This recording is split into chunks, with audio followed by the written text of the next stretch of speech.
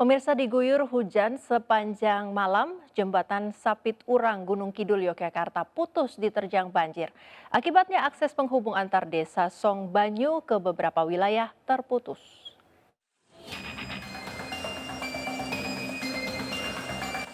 Terbawa arus banjir, jembatan Sapit Urang yang merupakan jalan provinsi di desa Song Banyu, Kecamatan Giri Subo, Kabupaten Gunung Kidul, Yogyakarta terputus.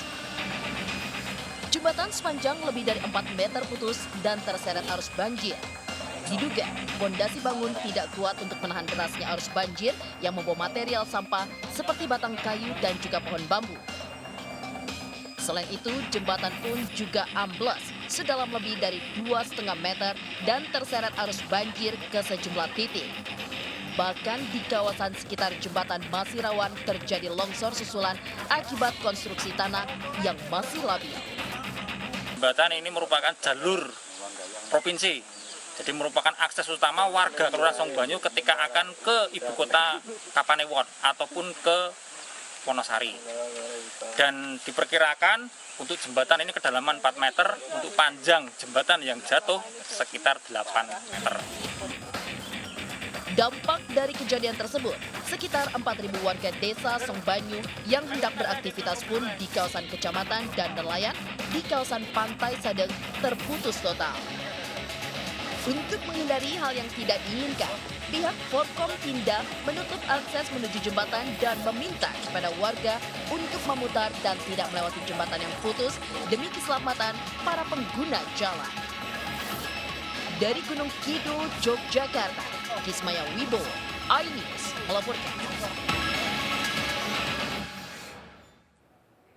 Puluhan ton ikan mati mendadak milik para petani Jala terapung di perairan Waduk Saguling, Kabupaten Bandung Barat, Jawa Barat.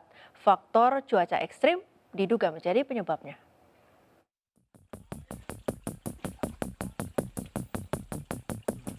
Cuaca buruk yang terjadi selama beberapa pekan terakhir membuat puluhan ton ikan milik petani ikan Waduk Saguling, Bandung Barat mati mendadak.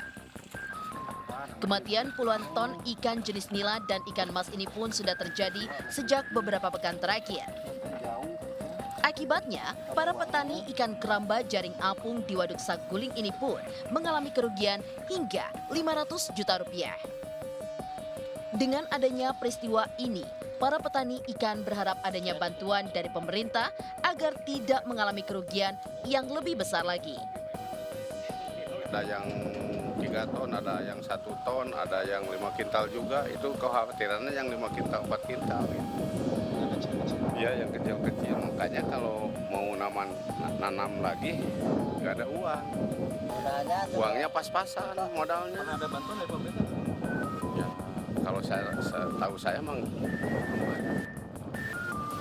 Sementara Kepala Badan Karantina Ikan dan Pengendalian Mutu BKIEPM Jawa Barat, Dedi Arif Hendrianto, mengatakan matinya puluhan ton ikan di Saguling merupakan kasus yang berulang. Menurutnya, peristiwa ini pun biasa terjadi setelah hujan lebat ataupun gejala upwelling, di mana air yang hangat berputar ke permukaan dan air yang dingin turun ke dasar. Ya otomatis dari karena hujan itu salah satunya upwelling, ada akumulasi bahan organik yang di bawah karamba naik ke atas, pasti akan terjadi pengaruh pada ikan itu sendiri.